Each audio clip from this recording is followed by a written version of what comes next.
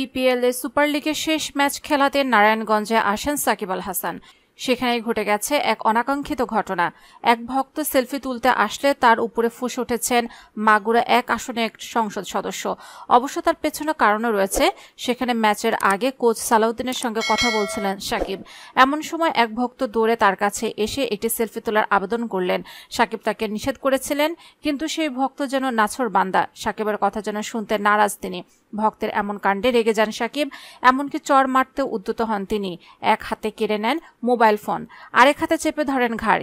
কিন্তু এমনভাবে ক্ষিপ্ত হওয়ায় যেন কোনো কিছুই বুঝে উঠতে পারছিলেন না সেই ভক্ত। খানিক সময়ের জন্য যেন ঘুরে আটকা পড়েছিলেন তিনি।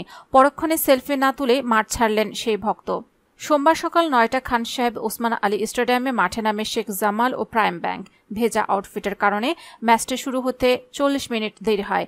ম্যাচ শুরুর আগে শেখ জামালের কোচ সোহেল ইসলাম ও প্রাইম কোচ মোহাম্মদ সালাউদ্দিনের সঙ্গে কথা বলছিলেন সাকিব।